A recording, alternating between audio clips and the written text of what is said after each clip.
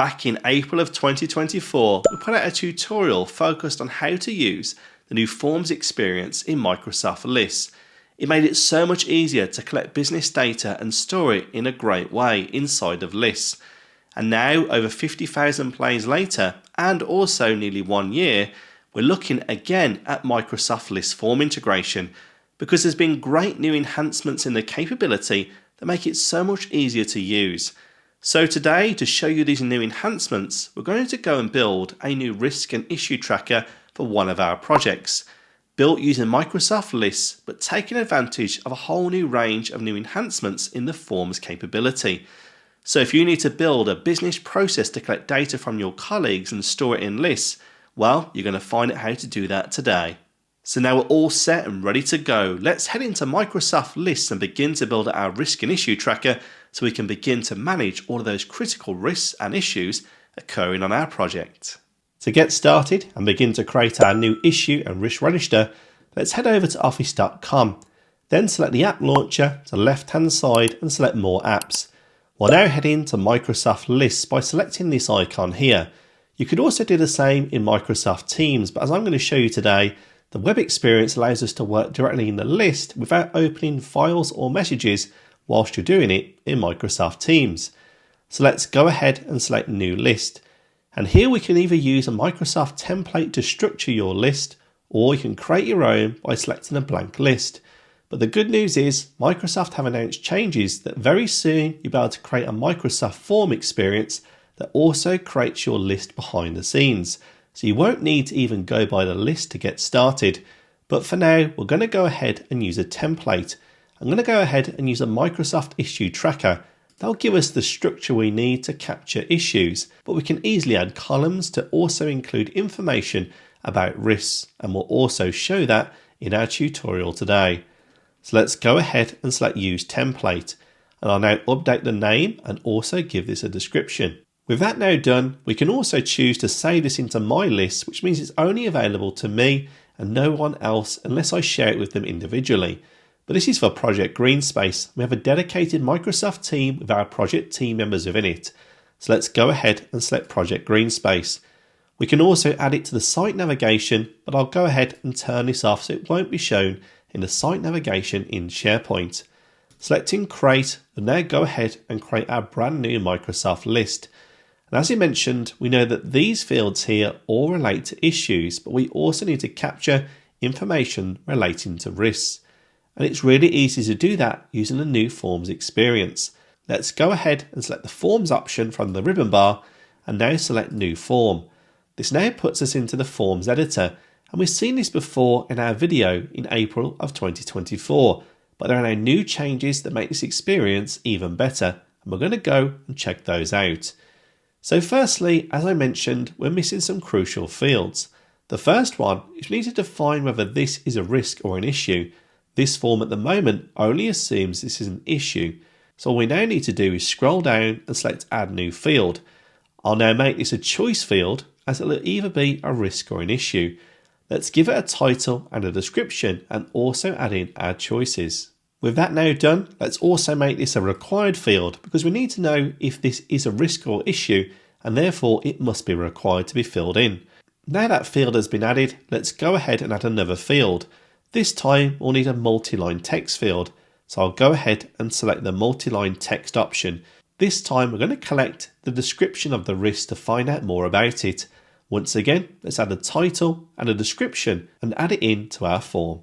With our risk description now defined, let's go ahead and add it into our form. We can also scroll up and open issue description by left clicking, and once again we can add a further description, just like we did with our risk. Microsoft Lists is not the only thing that's changing. Here at Your 365 Coach, we've heard your feedback. We've had a whole range of ebooks individually available for you to download, but we've created so many that now we're going to deliver them in one single package. So if you want a whole range of ebooks delivered straight to your inbox that cover Microsoft Loop, Copilot, Task Management, Teams and more, why not head to the link below and have the whole range of our ebooks delivered straight to your inbox absolutely free of charge. So now you're going to upskill your knowledge in Microsoft 365. Let's continue our journey with Microsoft Lists and see what else is possible. With that change now made, we can also define what fields need to be on our form. Let's uncheck issue and also assign to. And let's drag risk or issue right to the top of our form. That ensures it's the first field that gets filled in. And with new changes in the forms experience, we can now add conditional branching. And that's really important. If someone fills in this form, you wouldn't want them to fill in a risk and have all of the issue fields then shown. To go into that new experience, we'll select the conditional branching from the left-hand side. And now we'll show these different choice fields and how they operate. For example, when it's a risk, we're going to go to the next field, which is risk description. And then for an issue, we're going to move forward to the issue description. Then we can see from issue description, it moves to priority and then status and so forth. But there is here a problem. The risk description goes to the end of the form, and that can be easily resolved. Come out of our branching here, and I'll simply move risk description further up onto our form, so it appears just under issue description. Once again now in our branching, we'll show here that goes from the issue description, it wouldn't go next, but instead go straight to the priority field. And the risk description, well, it certainly can go next into the priority. So with those changes now made, we can also preview them to make sure we've also correctly configured them. By selecting preview in the right hand side, we'll easily select this is a risk, and we'll see risk description, priority status and related issue. Likewise, change to an issue and we see the same, but we only see the issue description and no other fields relating to our risk.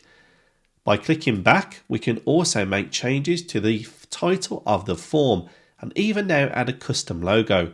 I'm going to go ahead and add that in and also a logo to make this look even more professional. With that now done, we can also re-preview this again to now show we have a new title and also an image to further support the form collection and make it even more professional. Okay, let's head back into the form, and we also need to make one other change. The status here, well actually it shouldn't once again be filled in by the person submitting the risk or an issue. So I'll simply uncheck status. And you also have additional functionality with new changes in forms. By going into settings, we can also have it notify me, so if anyone fills in this form, I'll be notified by an email, which is really important for me to manage risks or issues and not need to come in here and refresh them to also get an update. We can even now set start and end dates as well. So if you were collecting specific information over a period of time, you could close this form and no longer have new responses. But I'm quite happy not setting a start or an end date. And here is a message when the form is submitted. I'll add a personalised message to let the person know that I'll pick up with them later, so we can also understand more about the risk or issue and manage it accordingly. With that now done, we're ready to share our form with our team. And just like it was before in forms, it's really easy to do. Head over to send form and simply copy the link. With this now copied, you could share it with your colleagues.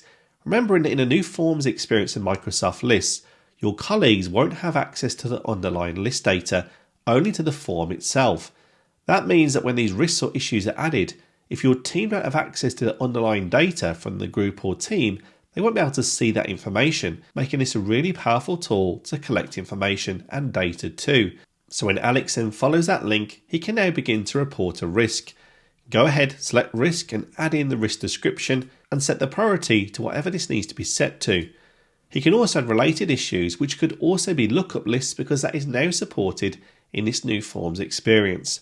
By submitting this into the form, Alex now sees that customized message, and likewise the project manager will be notified of that new response. And here is that notification with a quick link to go straight back to the item, so the project manager can now see more information relating to this issue and also begin to work on it further, or even assign it to a member of the team to also begin working on.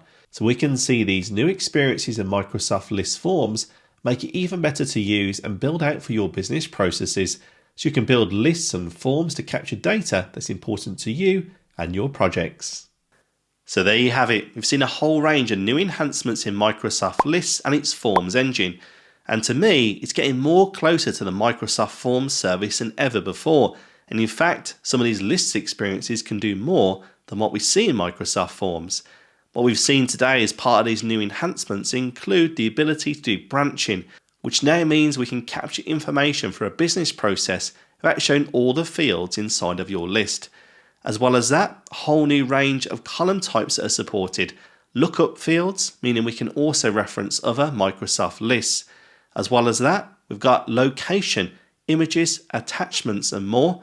And we're also able to now open and close a form on a specific date, which is great if you're trying to manage or run an event using one of these forms. And also, notifications when people fill in the form should be notified immediately of any new responses. And still, there's more to come. From Microsoft announcement, we're going to see new enhancements to the Forms engine in Microsoft Lists, and we look forward to seeing those when they're also released.